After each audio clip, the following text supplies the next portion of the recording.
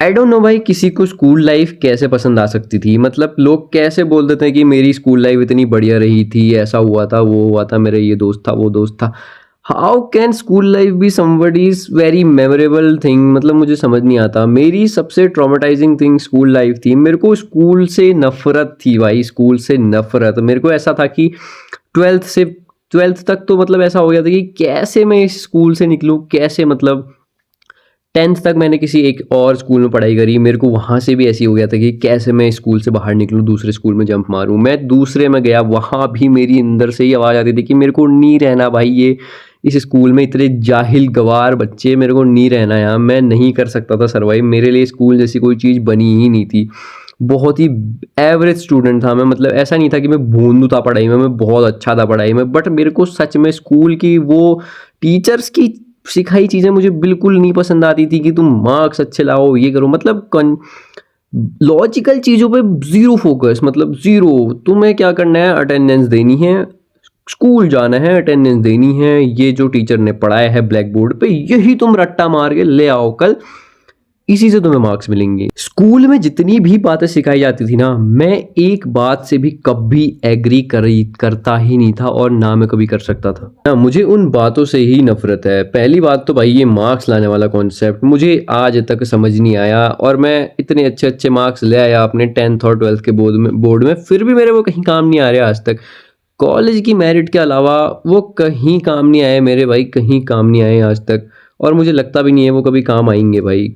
Marks का तुम्हारी success से कोई लेना देना नहीं होता है। अगर तुम किसी चीज़ के बारे में किसी चीज़ को लेके पैशनेट हो, तुम मार्क्स की चिंता मत करो, तुम उस चीज़ में लग जाओ और तुम फोड़ दोगे भाई। उस चीज़ पे तुम 100% अपना दे दो, बस तुम फोड़ दोगे। बाकी मार्क्स की बिल्कुल चिंता मत करो।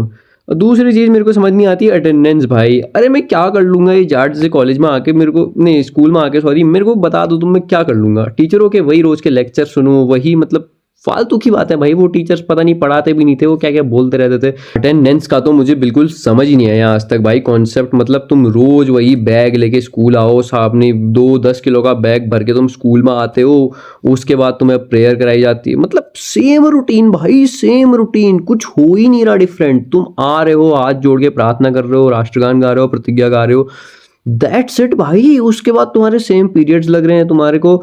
मतलब इवन तुम्हारा जो सबसे क्रिएटिव चीज होती थी, तुम्हारा गेम्स पीरियड, वो तक ये जाहिल टीचर हमसे छीन लेते थे भाई पढ़ाई के नाम पे कि तुम्हारा गेम्स पीरियड है, हम तुम्हारा ये सब्जेक्ट ले लेंगे। जबकि किसी बच्चे को इंटरेस्ट नहीं आता था वो सब्जेक्ट पढ़ने में भाई, पता नहीं क्यों वो पढ़ाने आ जाते थे।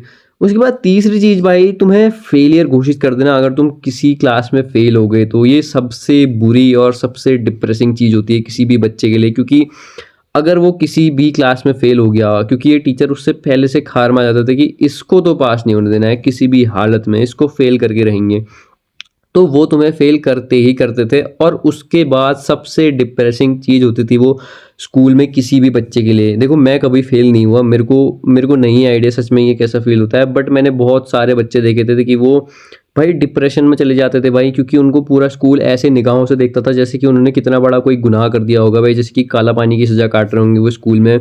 और ये टीचर्स भाई उसको इनको मतलब बहुत ही डिफ्रेंशिएट करके रखते थे भाई उन बच्चों को। ये लोग इतना ज़्यादा उनको ऐसे मन से प्रताड़ित कर देते थे ना कि वो अपनी जीवन में कभी, मतलब ऐसे लगता था उनको कि वो खुश ही नहीं है, वो कुछ भी गलत कदम उठा लेंगे कभी भी।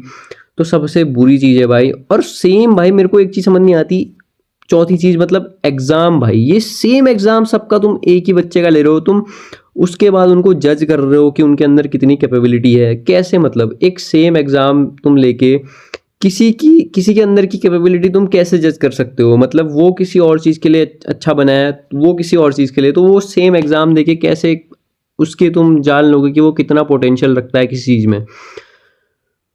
स्कूल्स के लॉजिक भाई मुझे आज तक समझ नहीं आए, इसीलिए मतलब मेरे को आज तक कभी स्कूल कभी पसंद ही नहीं आया। इवन कॉलेज भाई बहुत बेटर है भाई, तुम्हें फ्रीडम मिल जाती है अपनी चीज़ें करने की, तुम अपना पैशन फॉलो कर सकते हो, तुम जो चाहो वो कर सकते हो ना। तुम्हें टीचर कभी पूछेंगे कि तुम यहाँ कॉलेज क्यों नहीं आ रहे हो, ये नहीं कर रहे हो, वो नहीं कर रहे हो, मतलब कोई मतलब नहीं उन लोगों को।